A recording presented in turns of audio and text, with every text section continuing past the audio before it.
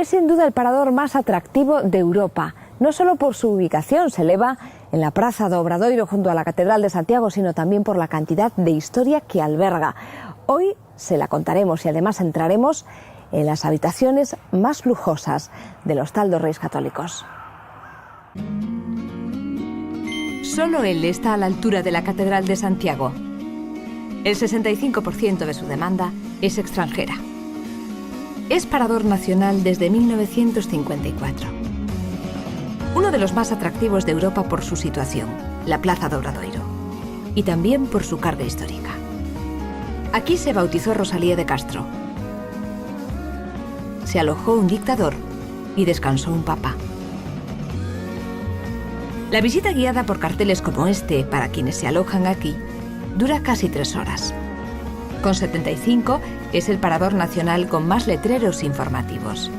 El segundo que más tiene es el parador de San Marcos de León, que debe tener unas 50 y algo.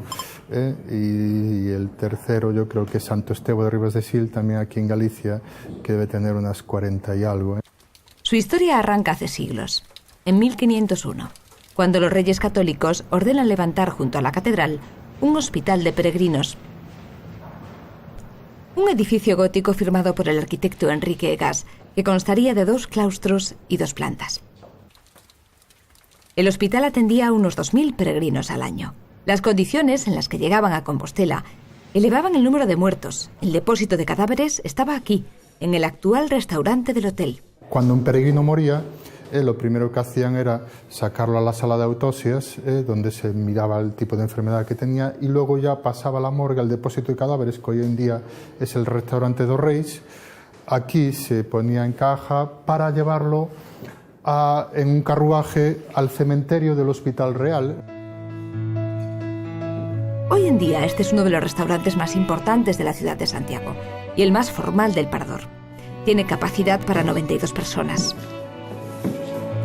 No quedan aquí señales de aquella morgue del siglo XVI, pero sí de las caballerizas que acogió esta estancia durante los siglos XVIII y XIX.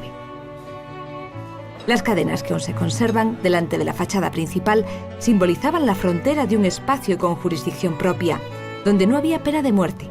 El administrador solo tenía que responder ante los reyes o el papa. El deterioro del edificio obligó en el siglo XVIII su reestructuración y motivó una ampliación.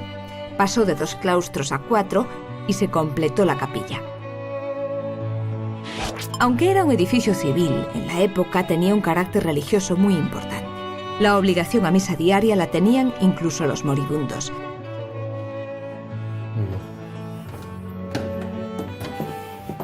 Bueno, pues fíjate aquí la bóveda que tiene. Y esto está situado justo encima de la sacristía baja del edificio, ¿no? De la capilla. Esta era la UCI de la época, el observatorio de agonizados. Desde aquí se decía y se escuchaba la misa.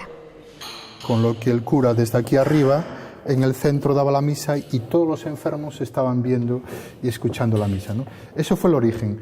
Luego ya cuando se cambió la estructura de la capilla, ya en el siglo XIX, lo que se hizo fue convertir esta sala en observatorio de agonizados, es decir, los enfermos moribundos, los que estaban ya en sus últimos días, en su lecho de muerto, aquí tenían sus catres, sus camas, donde tenían esta balconada y desde aquí podían observar y escuchar la misa diaria, ¿no?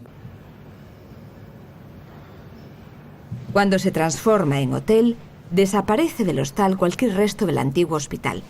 Una de las pocas cosas que se conserva está en esta sala.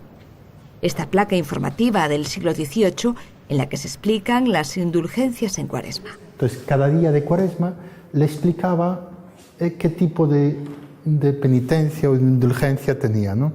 Eso sí, rezando siempre el Padre Nuestro, el Ave María y dando de limosna en lo que uno pudiese, ¿no? Obviamente para mantener el Hospital Real, ¿no? En el patio de San Mateo del siglo XVIII estaba la parte administrativa del Hospital Real. Se conservan hoy las puertas de caudales de la institución sanitaria. Esa puerta en su origen tenía, obviamente, solo una cerradura, una llave. Fijaros que hoy en día tiene 3. Bueno, en una época de la historia, pues ya hubo bastante malversación de fondos. Parece que ya esto viene de antiguo en nuestro país. Y en ese momento fue cuando hubo que nombrar a 3 administradores para poder abrir la caja, es decir, porque siempre era más difícil corromper a 3 que a uno solo, ¿no? A partir del siglo XX, el Hospital Real se convierte en hospital provincial. Esta fue su sala de partos, en la que nacieron todos los compostelanos durante la primera mitad del siglo XX. El 24 de julio de 1954, el antiguo Hospital Provincial abre sus puertas como parador nacional, convirtiéndose en referente internacional de turismo. Para terminar este viaje vamos a llevarles a las habitaciones más caras del hostal, que también tienen su historia. Esta es la del Cardenal, de 100 metros cuadrados, con una galería que mira hacia el oeste. Cuando el hostal era hospital, fue la estancia ocasional del Cardenal Quiroga. Fue utilizada también por Juan XXIII antes de ser papa. Esta es la 301, la denominada del Rey, la que en su día fue la suite del caudillo, diseñada para que fuese más independiente y segura.